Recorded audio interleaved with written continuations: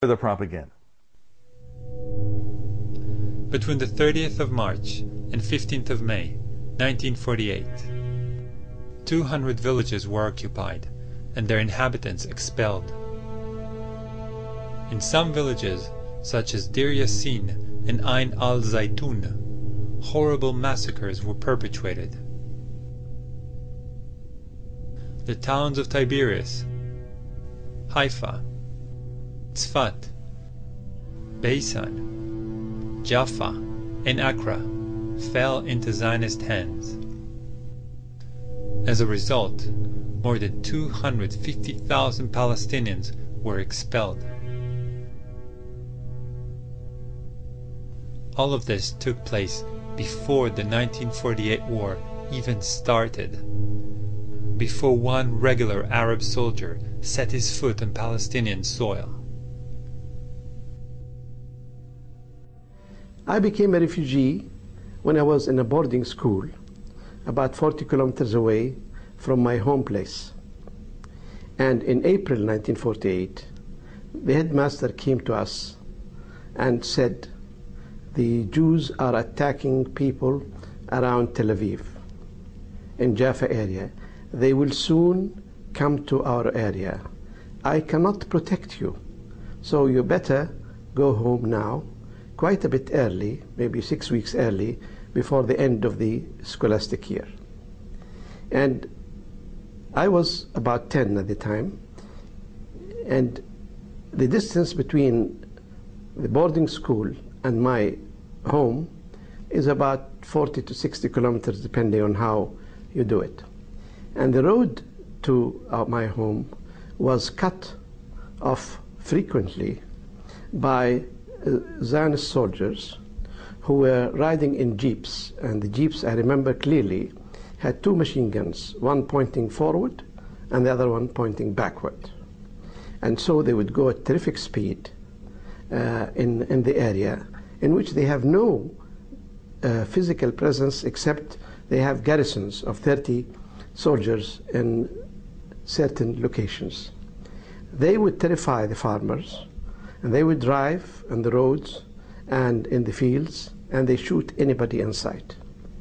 So I have a cousin who was older than me, about 20 years age at that time, and he said, let us walk back home.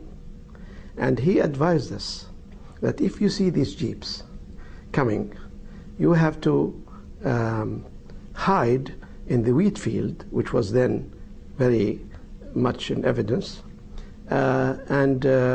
until you hear the sound of the jeep going away. So we did that, and on the way I had to throw away my bag, my clothes and my books, and we had to walk about 40 kilometers, terrified as a child that one moment we see the jeep and they would kill us. When I arrived home, my mother was so sad, and I think I remember I had to sleep for about 2 days after this ordeal. Now, only 6 weeks later, precisely on the 14th, the night of 14th and 15th of May, our home was attacked again by about 24 tanks, which came to cut Gaza Strip. My home is close to Gaza Strip, but not in Gaza Strip, to cut it into two, to cut it, Gaza Strip into two. And they came, and we have my brothers and cousins and so on, they had some old guns. They held them from about 10 o'clock at night till 6 o'clock next morning. But finally, of course, they could not continue to resist, and the Zionists came and they blew up our homes and burned them. They also blew up the school which my father built in 1920. It's a primary school, which was our pride, because my father built that school at his expense in 1920 when he had no children. They also blew the what's called Bayara, which is a well, with motorized well, from which we drink, and also we water our gardens and plantations.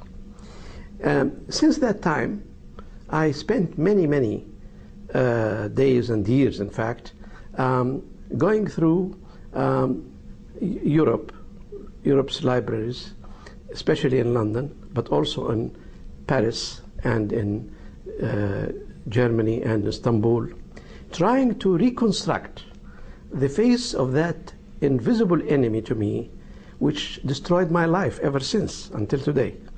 What did we do to them? I never saw a Jew in my life. I never saw, of course, a Zionist soldier in my life. And I had to construct even not only who they were, but the names of the officers who destroyed my life.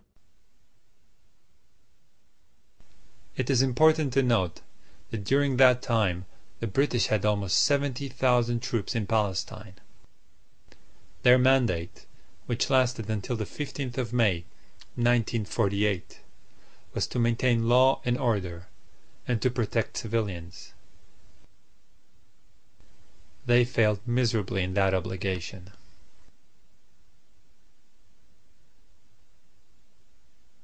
While the ethnic cleansing of Palestinians was going on, the Zionists were busy announcing to the world that a second Holocaust was imminent. The Jews were about to be overrun and thrown into the sea. At the same time, in February 1948, Ben-Gurion wrote to his foreign minister, "We will be able not only to defend, but also to take over Palestine as a whole.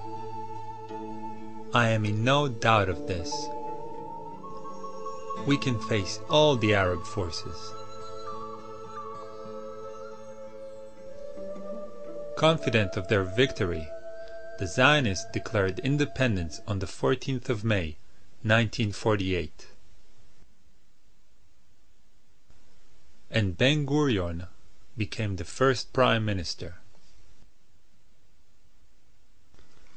On the 15th of May, 1948, 7 Arab countries declared war on Israel and invaded Palestine.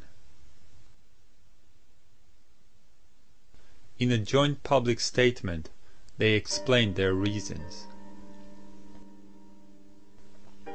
The Zionist aggression in Palestine resulted in the exodus of more than 250,000 of its Arab inhabitants, and in their taking refuge in the neighboring Arab countries.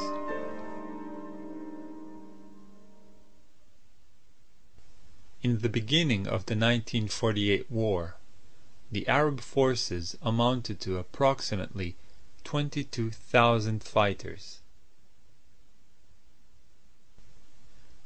The Zionists had 40,000 soldiers. The Jordanians had an army that would have evened the odds. However, King Abdallah decided to sit this one out.